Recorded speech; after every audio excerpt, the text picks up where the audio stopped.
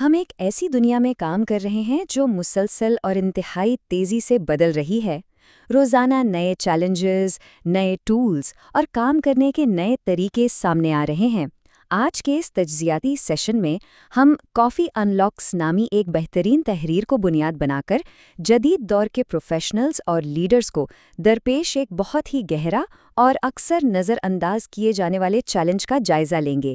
آج کے اس دور میں ہماری پیشہ ورانہ ترقی اور ہماری لچک کا انحصار صرف اس بات پر نہیں ہے کہ ہم کیا جانتے ہیں، بلکہ اس بات پر بھی ہے کہ ہم نامعلوم چیزوں کا، اندیکھے حالات کا سامنا کیسے کرتے ہیں۔ آج ہم ایک ایسے سفر کا آغاز کر رہے ہیں جو نہ صرف ہماری انفرادی سوچ کو بدلے گا، بلکہ پوری ٹیم کے کام کرنے کے انداز کو بھی ایک نئی اور مثبت سمت دے گا۔ یہاں ایک بہت ہی چونکا دینے والی حقیقت ہے جو ہمارے جدید ورک پلیسز میں ہر روز دیکھنے کو ملتی ہے۔ ذرا غور کریں، ایک ماہر، ایک تجربہ کار پروفیشنل کوئی نئی شروعات کرنے سے کیوں ڈرتا ہے؟ سچ تو یہ ہے کہ انسان ناکام ہونے سے نہیں ڈرتا۔ ناکامی تو سیکھنے کے عمل کا حصہ ہے۔ اصل خوف ناکامی کا نہیں ہے، اصل خوف اس بات کا ہے کہ دوسرے لوگ ہمیں ناکام ہوتے ہوئے دیکھ لیں گے۔ ہم غلطیاں کرنے سے نہیں گھبراتے، ہم اس بات سے دہشت زدہ ہوتے ہیں کہ کہیں ہم نا تجربہ کار یا نا اہل نہ کہلائیں۔ اور یہ وہ معمولی سا لیکن خطرناک خوف ہے جو ہماری تمام تر صلاحیتوں کے باوجود ہماری ترقی کو روکے رکھتا ہے۔ ہم اس وقت تک پہلا قدم نہیں اٹھاتے جب تک کہ ہمیں یہ یقین نہ ہو جائے کہ ہم بالکل پرفیکٹ نظر آئیں گے۔ چلے اسے مزید گہرائی میں جا کر سمجھتے ہیں۔ جب ہم بند کمرے میں نجی طور پر کچھ نیا سیکھ رہے ہوتے ہیں تو وہ کیسا محسوس ہوتا ہے؟ بالکل محفوظ، کنٹرولڈ اور قابل انتظام، ہے نا؟ وہاں کوئی ہمیں جج کرنے والا نہیں ہوتا۔ لیکن جیسے ہی وہ سیکھنے کا عمل پبلک میں آتا ہے، جہاں ہمارے ساتھی، ہماری ٹیم یا انڈسٹری کے لوگ ہمیں دیکھ سکتے ہیں، تو وہی عمل اچانک خطرناک لگنے لگتا ہے۔ ہمیں ایسا محسوس ہوتا ہے جیسے ہم سب کے سامنے بے نقاب ہو گئے ہیں اور ہر کوئی ہم پر تنقید کرنے کے لیے تیار ہے۔ ہم اس محفوظ خول سے باہر آنے کے تصور سے ہی گھبرا جاتے ہیں۔ آج کے اس سیشن کا روڈ میپ کچھ اس طرح ہوگا۔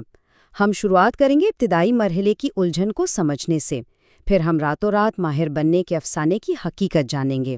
اس کے بعد بات ہوگی کہ شناخت کے جال سے کیسے نکلا جائے، پھر ہم نظر آنے والی کوشش کی طاقت پر بات کریں گے، اور آخر میں سب سے اہم پہلو، دوسروں کو بااختیار بنانا اور اجتماعی ترقی پر توجہ دیں گے۔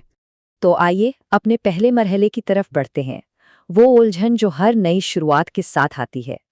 ہم اکثر اپنے ذہنوں میں سماجی خطرات کا ایک پورا پہاڑ کھڑا کر لیتے ہیں۔ ڈر ہوتا ہے کہ لوگ تنقید کریں گے، ہمارے مقاصد کو غلط سمجھیں گے، یا ہماری برسوں کی بنائی ہوئی پروفیشنل ساکھ کو نقصان پہنچے گا۔ ہم تصور کرتے ہیں کہ چاروں طرف خاموش تماشائی کھڑے ہیں جو ہماری ہر چھوٹی سی غلطی کو نوٹ کر رہے ہیں۔ لیکن حقیقت کیا ہے؟ حقیقت اس کے بالکل برعکس ہے۔ زیادہ تر لوگ اپنے ہی خوف اور عدم تحفظ کے احساسات سے نمٹنے میں اتنے مصروف ہوتے ہیں کہ ان کے پاس ہماری غلطیوں کا باریک بینی سے جائزہ لینے کا وقت ہی نہیں ہوتا۔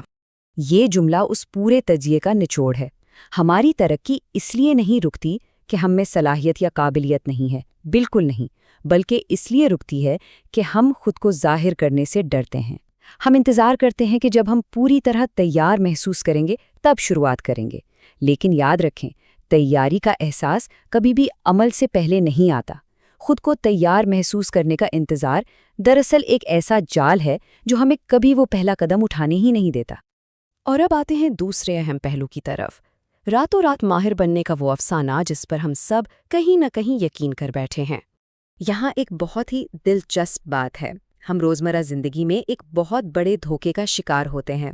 آج کل ہم جس تیزی سے بدلتی ہوئی دنیا میں رہ رہے ہیں، اس نے کامیابی کے بارے میں ہمارے تصور کو مکمل طور پر مسخ کر دیا ہے۔ ہم روزانہ کی بنیاد پر صرف بہترین اور پولش کیے ہوئے نتائج دیکھتے ہیں۔ ہم ماہر مقررین اور پراعتماد لیڈرز کو دیکھتے ہیں، لیکن ان کی وہ غیر آرام دہ پریزنٹیشنز، وہ بے ترتیب ڈرافٹس اور وہ غیر یقینی شروعات کبھی نہیں دیکھ پاتے۔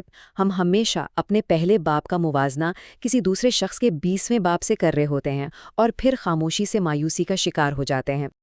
یہ ایک ایسی سچائی ہے جو ہمیں خود کو بار بار یاد دلانی چاہیے۔ آج ہم جس بھی کامیاب لیڈر یا ماہر کو دیکھتے ہیں، وہ بھی کبھی نہ کبھی اسی مقام پر تھا جہاں کوئی بھی نیا سیکھنے والا ہوتا ہے۔ فرق صرف اتنا ہے کہ ان کی ان ابتدائی، خام اور غیر تجربہ کار کوششوں کی ویڈیوز یا ریکارڈنگز عوام کے سامنے موجود نہیں ہیں۔ کچھ نیا شروع کرتے وقت عارضی طور پر ناتجربہ کار نظر آنا ہرگز ناکامی کی علامت نہیں ہے۔ یہ تو مہارت حاصل کرنے کی سب سے پہلی اور لازمی شرط ہے۔ اب بات کرتے ہیں تیسرے پہلو کی، وہ نفسیاتی رکاوٹ جو کامیاب لوگوں کو بھی آگے بڑھنے سے روک دیتی ہے، شناخت کا جال۔ جب ہم کسی ایک فیلڈ میں اپنا نام بنا لیتے ہیں تو کچھ بھی نیا شروع کرنے کا مطلب ہوتا ہے اس محفوظ شناخت سے عارضی طور پر باہر نکلنا۔ اور سچ پوچھیں تو یہ قدم اٹھانا انتہائی خطرناک محسوس ہوتا ہے۔ ایسا لگتا ہے کہ ہم اپنی اتنی محنت سے بنائی ہوئی عزت کو داؤ پر لگا رہے ہیں۔ لیکن سچائی یہ ہے کہ اگر ہم صرف وہیں کام کرتے رہیں گے جہاں ہم پہلے سے ہی ماہر ہیں تو ہم کبھی بھی خود کو وسعت نہیں دے پائیں گے، اور یوں وقت کے ساتھ ساتھ ہماری صلاحیتیں سکڑ جائیں گی اور ہم پیچھے رہ جائیں گے۔ تو یہاں سب سے اہم نقطہ یہ ہے کہ ہمیں ایک پل عبور کرنا ہوگا۔ ہمیں اپنی شناخت کی محض حفاظت کرنے اور ایک عارضی سکون میں دب کے رہنے کے بجائے اپنی شناخت کو وسعت دینے کی طرف جانا ہوگا۔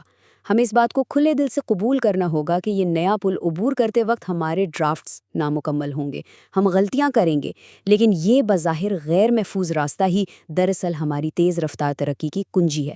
مسلسل بدلتی ہوئی اس دنیا میں وہی لوگ کامیاب رہتے ہیں جو اپنی خامیوں کو اپناتے ہوئے نئے چیلنجز کا سامنا کرنے سے نہیں کتراتے۔ اب تک ہم نے خوف اور رکاوٹوں کو سمجھا، آئیے اب دیکھتے ہیں کہ اس ڈر کو ایک طاقت میں کیسے بدلا جائے۔ نظر آنے والی کوشش کی طاقت۔ اسے بالکل ایک سیڑھی کی طرح سمجھیں۔ ترقی کرنے کے لیے کسی بہت بڑے ڈرامیٹک اعلان یا چھلانگ کی ضرورت نہیں ہوتی، ہمیں صرف چھوٹی شروعات کرنی ہے۔ کسی میٹنگ میں ایک نیا آئیڈیا شیئر کرنا یا خاموشی سے لیکن واضح طور پر کوئی نئی مہارت آزمانا شروع کرنا۔ یہ چھوٹی سی لیکن نظر آنے والی کوشش ہمارے اندر لوگوں کی آراء اور تنقید کو برداشت کرنے کی قوت پیدا کرے گی۔ یہی برداشت رفتہ رفتہ ہمارے اعتماد کو بڑھائے گی اور بالآخر یہی اعتماد ہماری صلاحیت کو نکھار دے گا۔ اور یہ چیز بڑی خوبصورتی سے ایک حقیقت واضح کرتی ہے کہ لوگوں کے سامنے کوشش کرتے ہوئے نظر آنا دراصل کمزوری نہیں ہے۔ جب ہم کسی نئی چیز کو سیکھتے ہوئے غلطیاں کرتے ہیں اور لوگ ہمیں دیکھتے ہیں تو یہ ہماری گہری لگن، ہمارے بلند ارادوں اور ہمارے حوصلے کا ثبوت بن جاتا ہے۔